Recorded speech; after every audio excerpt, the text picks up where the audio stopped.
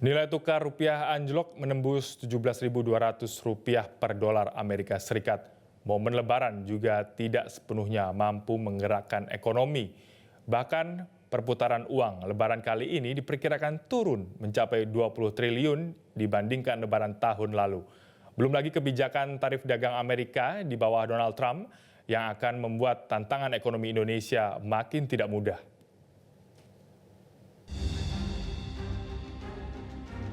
Musim mudik Lebaran usai, namun tidak dengan tantangan ekonomi Indonesia yang masih mengintai.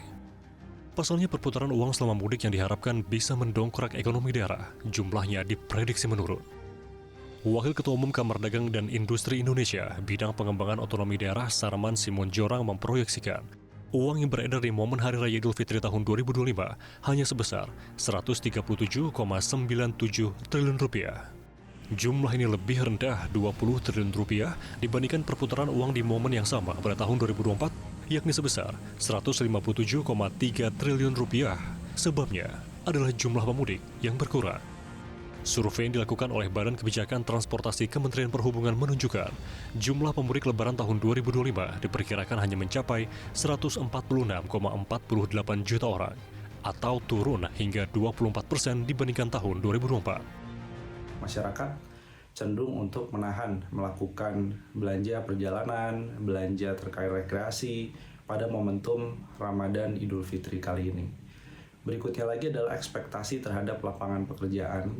Mereka melihat bahwa tekanan ekonomi yang terjadi secara domestik maupun dipicu oleh eksternal ini bisa berdampak pada banyak hal, salah satunya lapangan kerja pasca Lebaran di sektor industri padat karya, sehingga sebagian cenderung untuk menahan belanja-belanja yang eksesif karena mereka menyimpan untuk dana darurat.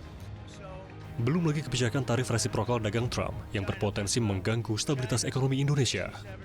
Pasalnya, Amerika sebagai mitra dagang Indonesia mengenakan pajak bea masuk produk sebesar 32%.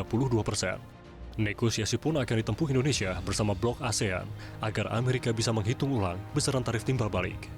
Indonesia sendiri akan mendorong beberapa kesepakatan dan dengan beberapa negara ASEAN, Menteri Perdagangan atau Commerce, saya juga berkomunikasi selain dengan Malaysia juga dengan DPM Singapura, dengan Kamboja dan yang lain untuk mengkalibrasi sikap bersama ASEAN. Dan masih dalam suasana libur Lebaran, rupiah ambruk di pasar luar negeri akibat pukulan tarif Trump. Nilai tukar rupiah menembus Rp17.200 per dolar Amerika Serikat, menjadikannya level terendah sepanjang masa. Agar malapetaka ekonomi Indonesia tak terjadi, ketepatan langkah pemerintah dalam merespons keadaan sangat diperlukan untuk menumbuhkan optimisme guna meredam kemerosotan rupiah dan bursa saham. Tim Liputan Metro TV. Jelajahi cara baru mendapatkan informasi. Download Metro TV Extend sekarang.